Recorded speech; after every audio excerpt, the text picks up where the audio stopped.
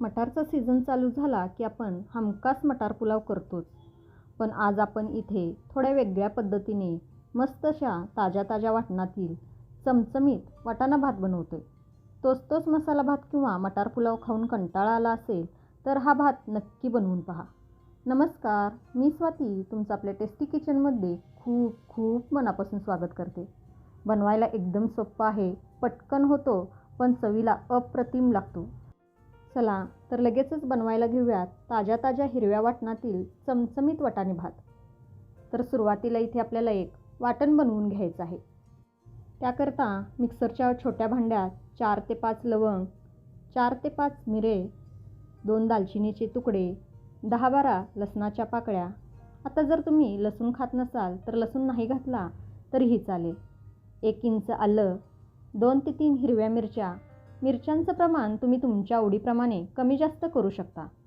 सोबतच खूप सारी कोथिंबीर घालायची आहे आणि अर्ध्या लिंबाचा रस यामध्ये पिळून घ्यायचा आहे.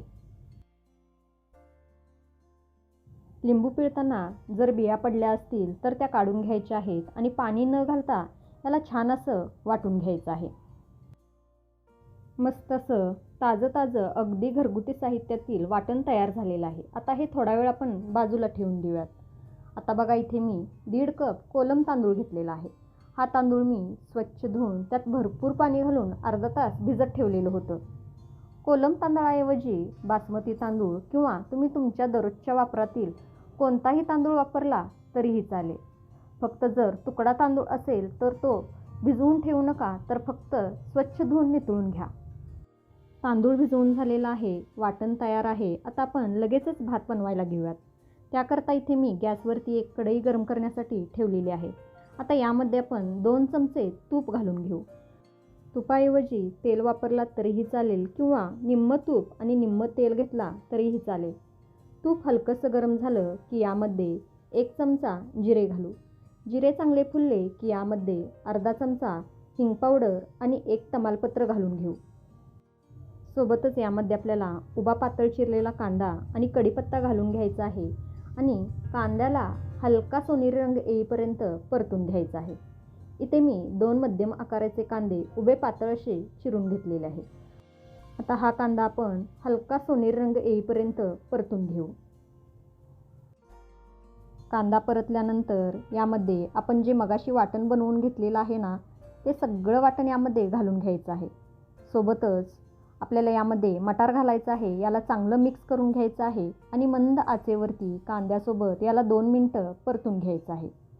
इथे मी 1 वाटी मटार घेतलेला आहे. तुम्ही अजून थोडा जास्त किंवा कमी मटार घेतला तरीही चालेल. मटार, वाटण कांद्यासोबत चांगलं परतून घेतलं. आता यामध्ये घालायचं आहे आपल्याला भिजवून घेतलेला तांदूळ. फक्त हा तांदूळ आपल्याला चांगला नितळून घ्यायचा आहे आणि मगच घालायचा आहे. तांदूळ घातल्यानंतर याला हलक्या हाताने मिक्स करून घ्यायचं आहे.